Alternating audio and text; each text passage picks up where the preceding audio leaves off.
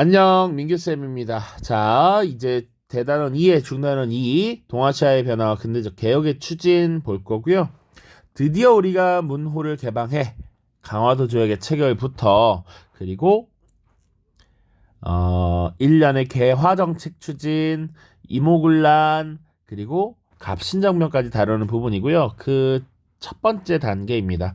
우리가 드디어 항구를 열고 외국과 통상 무역을 하게 됐다라는 얘기야.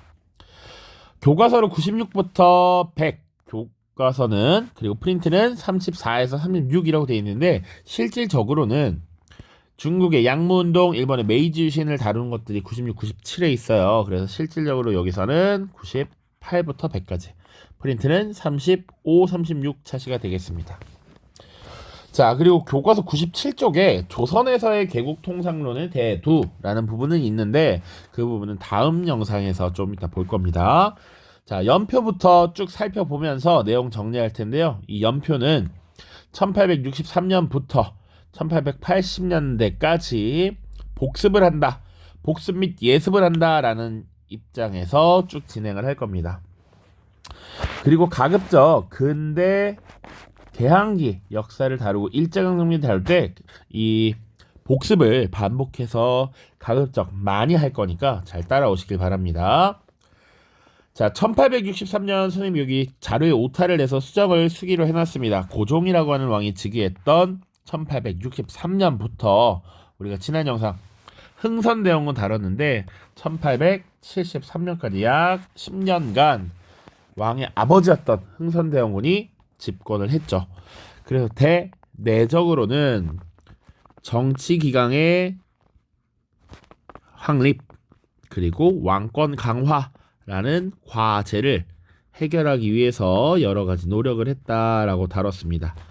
그래서 인재 등용, 경복궁 중건, 서원 철폐 그런 것들이 있었고요. 또 이제 삼정의 문란을 개혁하면서 민생을 안정시키고자 노력을 했었죠. 여러 가지 내용을 다뤘습니다. 자, 그리고 대외적으로는 통상수교 거부 정책을 추진했다라고 했죠. 그래서 서양의 제국주의 열강이 이양선을 몰고서 접근했을 때 그거를 거부하고 받아들이지 않았다라는 겁니다. 그 과정에서 일어난 여러 가지 사건들을 우리가 살펴봤었습니다. 연도별로 체크를 해놨죠. 1866년 병인 박해라고 하는 사건, 그리고 이것이 배경이 되어서 발생한 것이 병인 양요였고요. 그 중간에 미국의 상선이 평양까지 올라와서 난리를 친 제너럴 셔먼 사건도 있었다. 1868년에는 독일의 상인이었던 오페르트가 남연군, 흥선대원군의 아버지였던 남연군 묘를 도굴하려던 사건, 그러다 도굴에 실패했죠. 마지막에 글씨가 이상하네. 자, 도굴 사건이 발생했습니다. 자, 그리고 1871년에는 다시 제너럴 셔먼호 사건을 구실로 미국이 쳐들어왔던 신미양요라는 사건이 있었다. 우리가 지금 두 개의 영상에서 이 내용을 쭉 살펴봤고요. 73년으로 넘어갈 겁니다.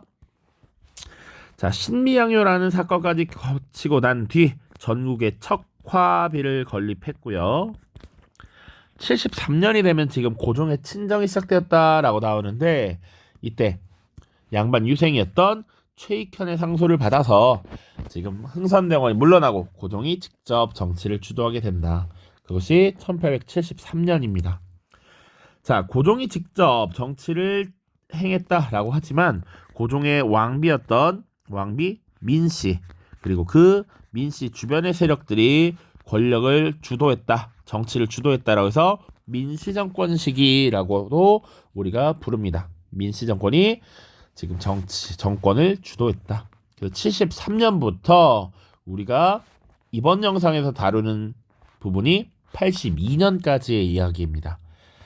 자, 볼게요.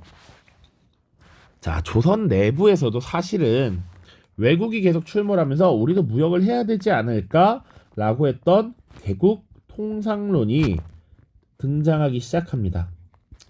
박규수라고 하는 인물이 있었어. 그리고 그 외에도 오경석, 유홍기라는 인물들이 있는데 우리도 문을 열고 무역을 해야 된다라고 주장하는 사람들도 있었습니다. 이런 분위기가 바뀌어가고 있는 이 시기에, 그러니까 내부적으로는 개국 통상론이 등장하고 정권을 주도하는 세력이 바뀌면서 전국의 분위기가 바뀌어가는 와중에 근대화에 어느 정도 성공을 거둔 일본이 운요호라고 하는 배를 이끌고 와서 지금 조선에 접근하기 시작했죠.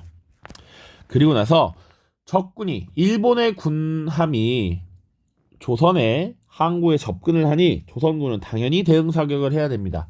그것을 빌미로 지금 영종도와 강화도에 대한 포격을 진행을 했고요.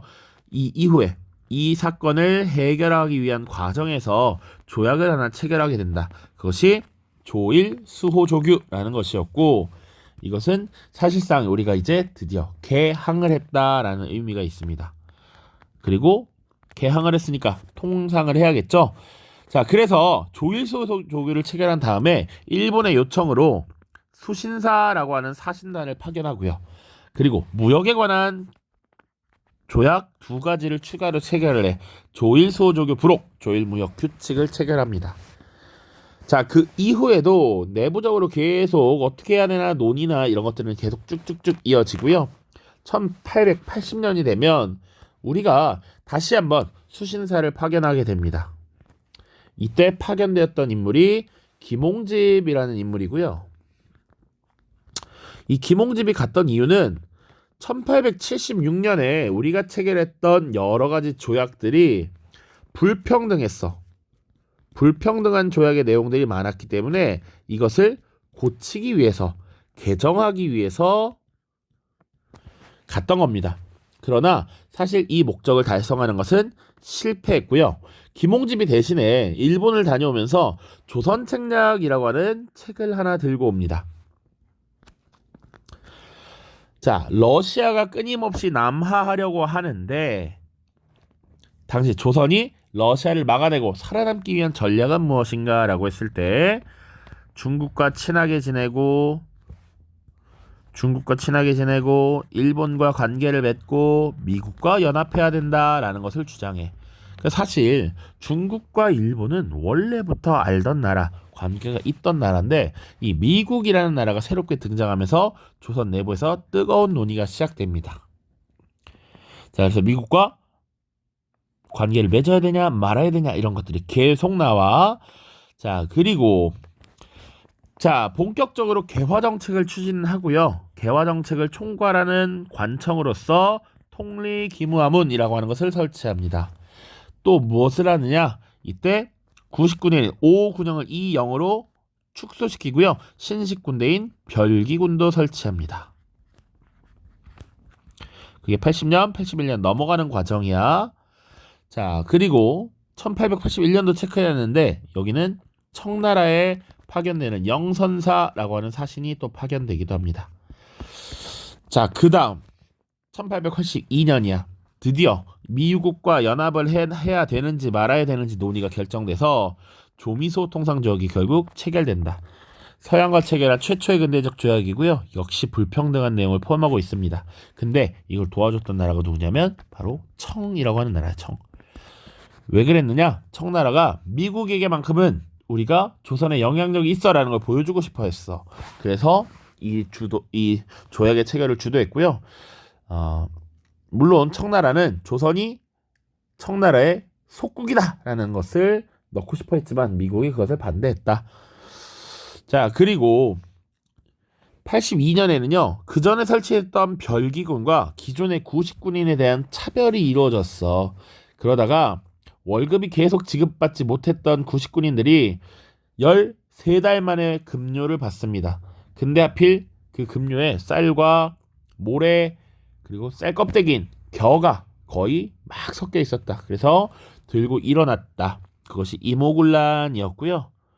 이 이모군란에는 시작은 군인들이 일으켰지만 서울의 하층민들이 많이 들고 일어났습니다. 불만이 있었던 이유는 여러 가지가 있는데 오늘 살펴볼 거고요. 그 이후에 조청상민수륙무역장정이라고 하는 조약을 체결해서 청나라에게 이익을 주고요. 또 일본에게 어느 정도의 배상금을 지불하는 재물포조약이라는 것도 체결합니다. 자, 이모군란이나 이런 일련의 과정들을 보면서 당시 개화 정책을 추진했던 관리들은 서로 세력이 크게 나뉘게 됩니다. 온건한 세력과 급진적 세력으로 나뉘어. 원래도 그런 성향은 있었지만 이것을 계기로 엄청나게 딱 갈리게 됩니다. 그래서 불만을 품고 있었던 급진개화파 젊은 세력들이 온건개화파 세력을 공격하는 사건이 발생해 그것이 갑신정변이라는 사건입니다. 84년에 일어났고요. 갑신정변의 결과로 또 조약을 두 가지 체결하는데 이것은 하나는 한성조약이야. 일본에 배상금을 지불하고 공사관의 신축 비용을 주는 것이었고요. 그리고 청나라와 일본 사이에 텐진조약이라고 하는 것을 체결합니다. 그래서 당시 갑신정변 때 청나라 군대와 일본 군대가 충돌할 뻔했거든. 이런 충돌을 막기 위해서 서로 양국 군대를 조선에서 빼자. 그런데 군대를 파견할 때는 서로 알려주자라고 정리를 하는 것이죠.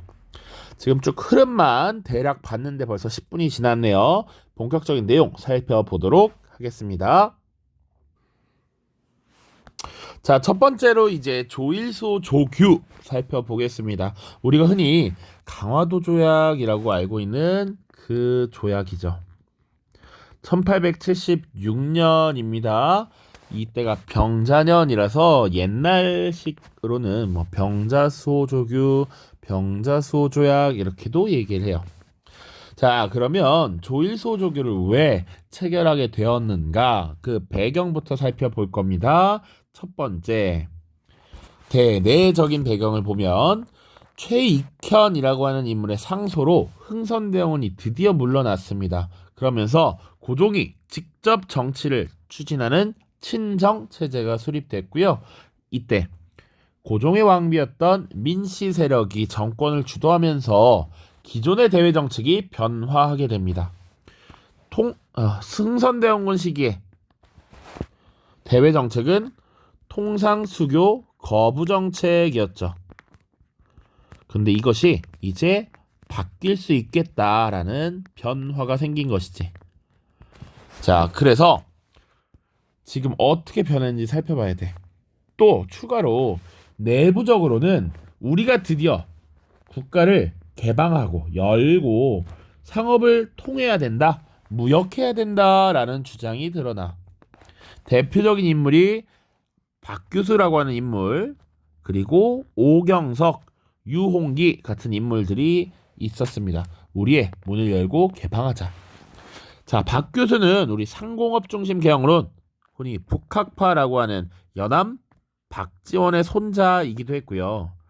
이 박지원도 그렇고 박규수도 그렇고 중국에 정말 자주 다녀왔습니다. 그래서 중국에 발달된 서양 문물을 보고 우리도 문호를 개방해야 된다라고 인식을 했던 것이죠. 자, 오경석 같은 인물은 중인 통역관이었습니다. 그래서 당연히 외국을 다닐 일이 많았고 그로써 발달된 문물을 받아들일 수 있었다. 유홍기는 오경석의 친구로서 한의사였는데 이런 박규수, 오경석, 유홍기 같은 인물들이 박규수의 사랑방에 모여서 국제 정세를 논하고 그랬다는 것이지. 그리고 이들이 나중에 개혁파 세력들의 스승격이 되기도 합니다. 자, 그리고 대외적인 배경은 어떻게 되었느냐? 일본 내에 한국을 정벌해야 된다라고 하는 정한론이 제기되었습니다. 자, 정한론이란 것은 한국을 왜 그러면 정벌하려고 일본 내에서 부글부글 끓었느냐? 일본이 메이지신 이후에 막부 체제를 무너뜨리고 천황을 중심으로 하는 새로운 정부를 구성했습니다. 그리고 나서 조선 정부에 문서를 하나 보내. 그 문서를 보통 서계라고 표현하는데 이 문서를 접수를 해야 되는데 지금 조선 정부가 접수하지 않습니다. 왜? 일본이 종래 원래대로 보내던 문서의 양식이나 문서에서 풍겨지는 뉘앙스 태도가 있는데 그런 것들을 지키지 않았다라는 것이야. 그래서 접수하지 않았고 이에 분노한 일본 내부에서는 우리가 예전의 일본이 아닌데 우리의 한번 힘을 보여줘야 한다. 한국을 정벌해야 된다라는 논의가 드러난 것이죠. 자, 그래서 일본이 군함이었던 운요호를 강화도에 보내서 조선의 개항을 요구합니다.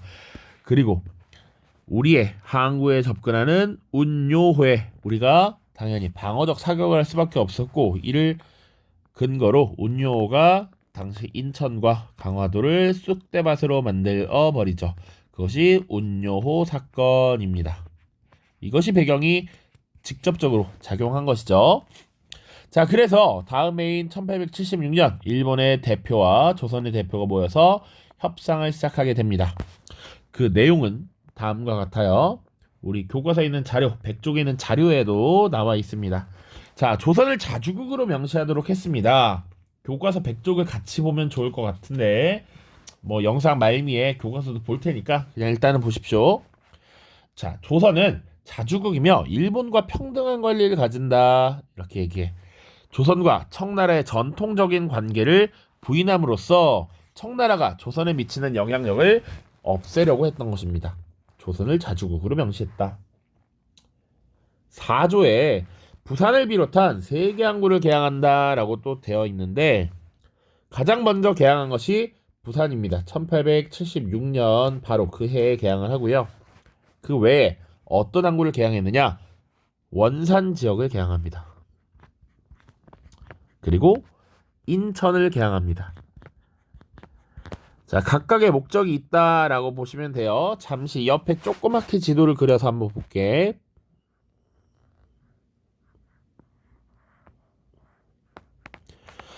자, 귀여운 한반도가 이렇게 있고요. 여기 일본이 있죠. 자, 지금 강화도 조약을 체결하면서 가장 먼저 개항한 곳이 1876년 부산이고요. 1880년 원산, 1883년 인천을 개항했습니다. 각각의 목적이 뭐냐면, 자, 여기는 경제적인 이유야. 일본과 가장 가까워서 무역을 하기 좋았지.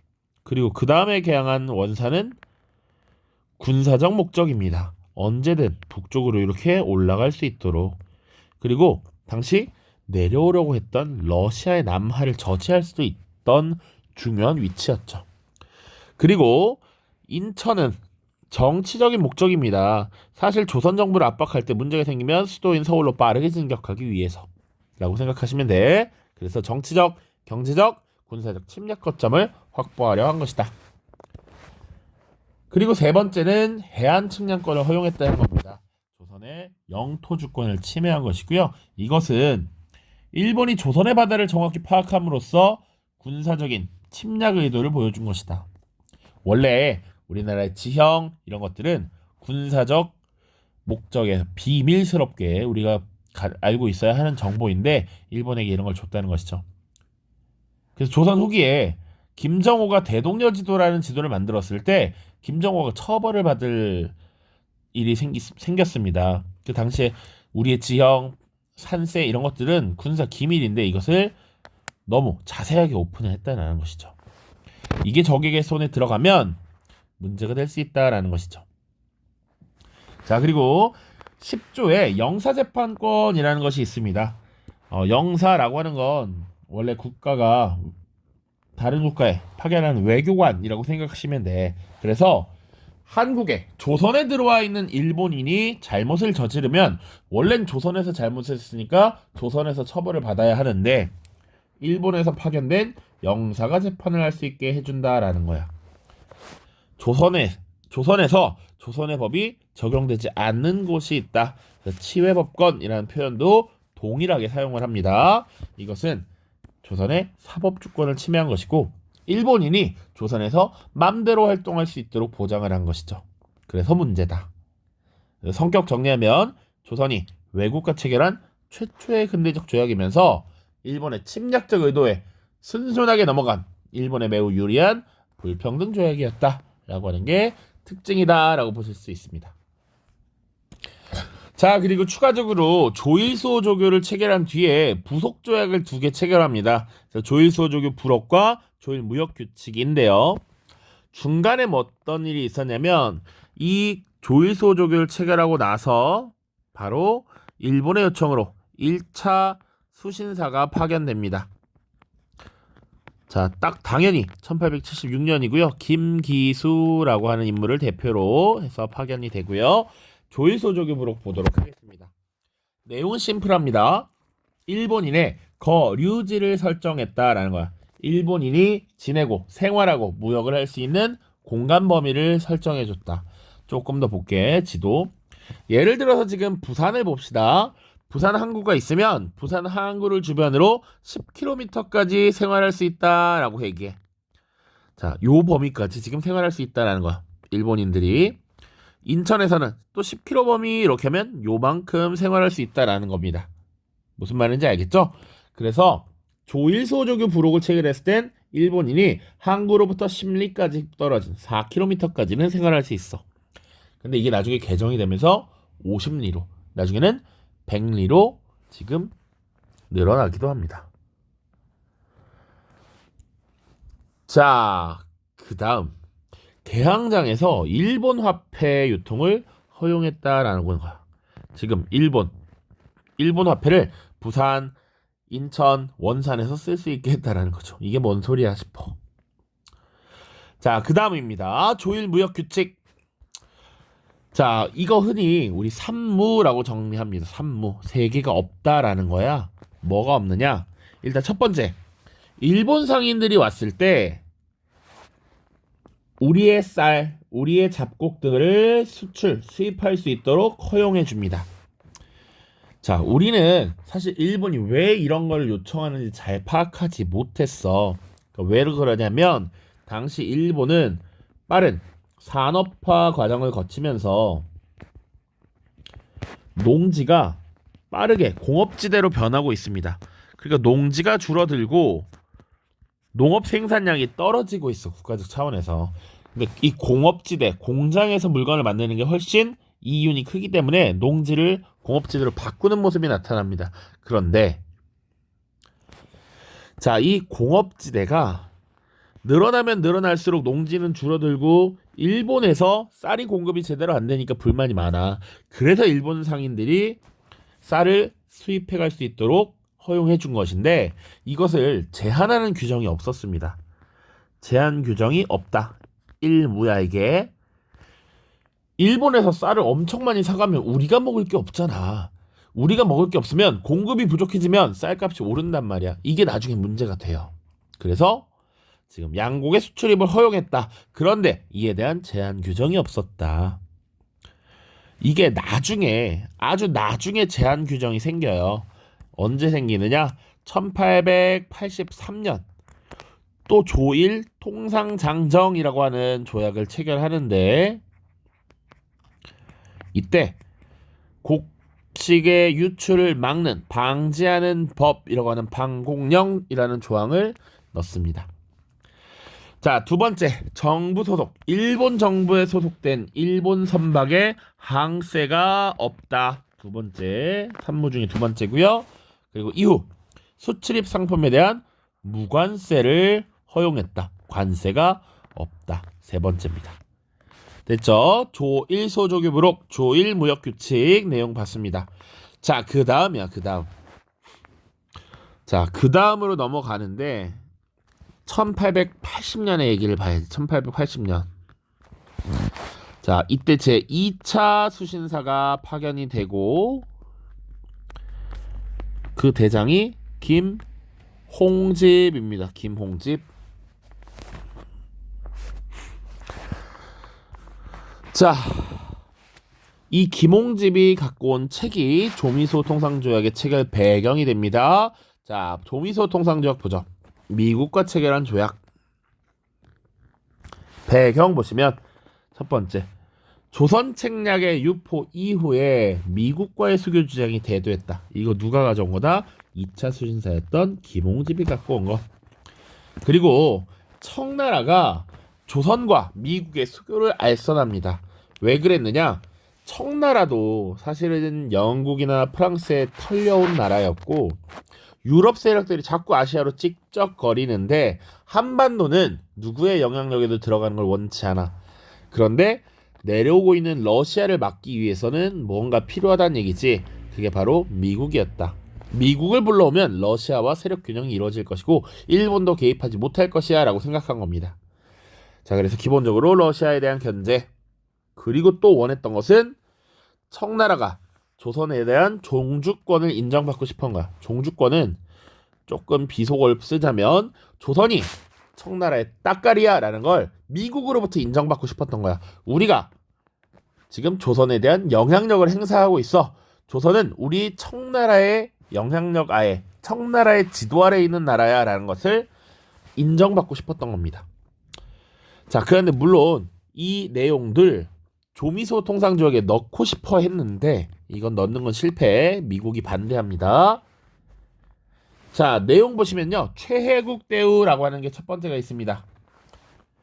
조선과 미국이 조약을 체결하는데 조선이 미국을 항상 최고의 혜택을 받는 나라로 인정해주겠다라는 거야. 그러니까 지금 조선이 일본과 조약을 체결했습니다. 그 다음에 미국이랑 조약을 체결하고 있죠. 근데 그 이후에 또 다른 나라랑 조약을 체결할 수 있단 말이야. 예를 들면 영국과 체결하고 나중에 프랑스랑 체결하고 러시아랑 체결해. 제3국, 제4국, 제5국과 조약을 체결하는데 미국이랑 조약을 체결했을 때보다 더 좋은 혜택을 영국에 줄 수도 있지. 그러면 그 혜택은 자동으로 누구에게도 돌아간다? 미국에게도 돌아간다. 미국은 언제나 가장 항상 최고의 혜택을 받는 나라여야 한다라는 거야. 이런 것을 우리가 인정을 해줍니다. 또 영사재판권을 인정했습니다. 치의회 법권, 그리고 관세 부과 조항을 넣었고요. 거중 조정이라는 조항을 넣었습니다. 아까 일본과 체결한 조약 조일무역 규칙에서 관세가 있다 없다? 없다. 그런데 미국과의 조약에는 관세가 있다. 그리고 거중 조정이라고 하는 것은 서로 어려울 때 돕자라는 얘기입니다. 도와주자. 실제로 거중 조정 조항에 따라 우리를 도와줘라고 조선이 요청한 적이 있었는데 미국이 잘 받아들여주지 않죠. 자, 들은 채 많지 합니다. 자, 그래서 조미소 통상 조약은 서양 국가와 체결한 최초의 근대적 조약이자 역시 불평등 조약이었다라는 거 기억하시면 됩니다. 자, 그 다음입니다. 우리 밑에 조청상민수령무역장정이라는 거 체결해야 되는데, 자, 그 전에 중간에 무슨 일이 발생하냐면 구식군인들의 반란이라고 하는 임오군란이 발생합니다. 1882년이고요. 자, 이 임오군란을 진압하는 과정에서 청나라의 도움이 있습니다. 조선이 청나라에게 도움을 요청하고요. 청나라가 도와줘. 그리고 나서 그 대가로서 체결한 것이 조청상민수령무역장정이다라고 보시면 돼. 자, 그래서 조선과 청나라의 상민들, 장사하는 사람들이야. 상인들이 물과 육지에서 무역을 할 때 지켜야 할 여러 가지 조항들이란 얘기야.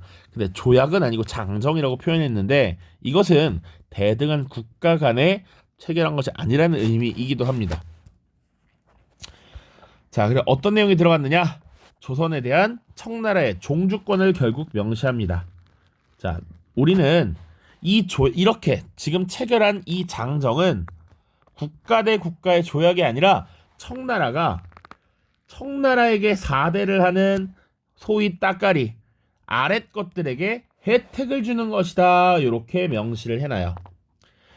자, 구체적인 내용은 뭐가 있느냐? 내용이 더 중요한데 청나라 상인들이 이제 조선 내륙에 와서 장사를 할 수 있게 해주는 것, 그리고 영사재판권을 허용해 주는 것, 요 두 가지 내용이 핵심이다 라고 보시면 되겠습니다. 자, 청나라 상인의 내지 통상권 허용, 영사재판권 허용. 자, 그런데 이런 거야. 자, 당시 미국 상인들이 어디까지 들어오는지 규정이 없었단 말이야. 근데 청나라 상인들이 안쪽까지 들어오게 허락해주네. 그러면 최혜국 대우에 근거해서 누구도 들어오겠다. 미국도 들어오겠다라는 거야. 그러다 보니까 이제 조선의 내륙에 청나라 상인도 들어오고요. 나중에 일본도 들어오고요. 미국도 들어와요. 물론 주로 활약했던 건 청나라와 일본의 상인인데 아무튼 지금 이제 이 조선의 상업이 많이 무너지게 된다라는 겁니다. 자, 마지막입니다. 서양 각국과도 조약을 체결합니다. 영국, 독일, 러시아, 프랑스 등과 통상조약을 체결하게 됩니다. 여기서 조금 더 볼 것. 자꾸 남부로 내려오는 러시아랑도 조약을 체결했네. 그리고 사실 러시아가 1860년에 국경을 접할 때부터 접촉했던 프랑스는 되게 늦게 조약을 체결했습니다. 왜? 프랑스는 천주교 포교 문제로 협상이 조금 더 걸렸다. 천주교 탄압할 거야? 인정해줄 거야? 이런 걸로 계속 실랑이를 벌였다는 것이죠. 자, 이제 교과서 보고 마무리 짓도록 하겠습니다. 자, 교과서 99쪽부터 보겠습니다. 98쪽에 나와 있는 개국 통상론은 다음 영상에서 볼 겁니다. 자, 운요호 사진이 나타나 있네요. 1875년 10월 일본의 신문인 운요호가 강화도를 공격한 사실을 지금 보도하고 있습니다. 내용 볼게요. 내용 필요한 부분만, 우리가 살피지 않은 부분만 보죠. 거의 그런 거 없습니다만 그래도 봅시다. 1873년 고종이 직접 정치에 나서면서 조선의 대외 정책이 변하고 문호개방을 주장하는 세력이 힘을 얻었다. 문호개방을 주장하는 사람, 세력이라고 하면 이들을 보통 개국 통상론이라고 부릅니다. 대표적인 인물 박규수, 오경석, 유홍기 등이 있었다. 자, 나머지 내용 쭉 읽어보시면 되고요. 세 개 항구의 개항 나와 있습니다. 부산, 원산, 인천 순으로 개항을 했습니다. 그런데 그거 기억하라고. 부산은 경제적 목적을 달성하기 위함. 일본과 지리적으로 가까워 있었죠. 원산은 언제든 북쪽으로 나갈 수 있는 군사적 목적이었고, 인천은 정치적 목적이었다. 정치적 목적을 위해서 언제든 한양, 한성으로 진격할 수 있는 인천을 개항하도록 했다. 다음입니다. 강화도 조약 체결에 임한 상반된 모습이라고 되어 있어요.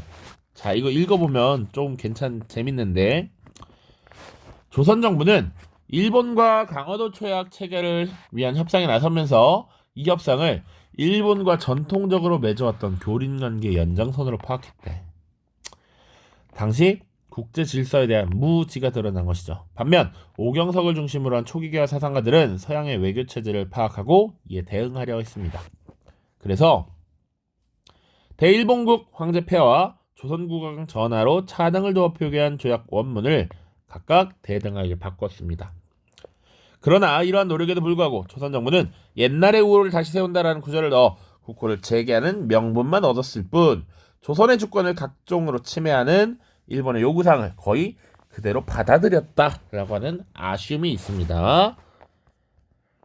자, 다음 100쪽입니다. 100쪽. 자, 내용은 쭉 보면 되고요. 황준헌의 조선 책략이라는 내용 봅시다. 러시아가 강토를 공략하려 한다면 조선이 첫 번째 대상이 될 것이다. 러시아를 막을 수 있는 책략은 무엇인가? 오직 중국과 친하고 친중, 일본과 맺고 결일, 미국과 연합하는 연미해야 한다. 자, 그래서 지금 뭐 조미소 통상조약, 조청산맥 수령부장정 이런 내용들이 있는데, 자, 조미소 통상조약에서 거중 조정에 대한 내용이 설명이 나와 있어요. 조약을 맺은 국가가 제3국과 분쟁이 있을 경우 조약을 맺은 상대국이 중간에서 해결을 주선한다라는 것이야. 지금 조선이 있고, 그래서 제3국 영국과 트러블이 생깁니다. 왜 트러블이 생겼냐면 우리 뒤에 또 다룰 텐데 1885년에 러시아가 있고 일본이 있습니다. 청나라도 있을 것이고 1884년 갑신정변이라는 사건이 발생하게 되면서 일본과 청나라가 충돌할 뻔해. 그러나 청나라의 도움으로 어쩌거나 갑신정변을 진압합니다. 자, 그리고 당시 국제질서가 되게 혼란스러우니까 이 조선이 러시아와 비밀협약을 체결해서 일본을 좀 떨어뜨려 놓으려고 해. 청나라도 마찬가지야. 그러다 보니 영국이 이것을 견제하기 위해서 조선의 거문도라고 하는 지역을 점령합니다. 거문도 점령. 그것을 거문도 사건이라고 해. 자, 그래서 이런 사건이 발생했을 때 어떻게 해야 된다? 미국이 개입해서 조선과 영국의 관계를 중재해줘야 된다. 이게 거중 조정이야. 미국이 나서야 된다라는 것이지. 자, 뭐 근데 사실 제대로 뭐 중재를 받거나 이러지 못한다라는 한계가 있습니다. 자, 조선이 외국과 체결한 조약들이라고 되어 있고요. 자료 1, 2, 3 있네요. 강화도 조약입니다. 쭉 봤어. 조선이 자주국임을 지금 명시하고 있다. 왜? 청나라에 간섭을 배제하기 위해서. 자, 4조. 부산 그리고 이외에 2개 항구를 개항한다. 원산과 인천이었죠. 그래서 3개 항구를 개항했는데 경제적, 군사적, 정치적 목적이었다. 자, 그리고 해안 측량을 허가한다. 이거 영토 주권에 대한 침해다. 그리고 10조는 영사재판권을 규정하고 있죠. 사법주권을 침해하는 것이다. 자, 부속조약입니다. 위에 있는 두 조항이 두 조항이 무역규칙입니다. 각각의 내용은 이미 살펴봤으니까 읽어보십시오. 조미소 통상조약 마찬가지입니다. 우리 각각 내용 살펴봤으니까 여기 1조가 거중조정에 대한 이야기, 5조가 관세 지불에 관한 이야기, 14조.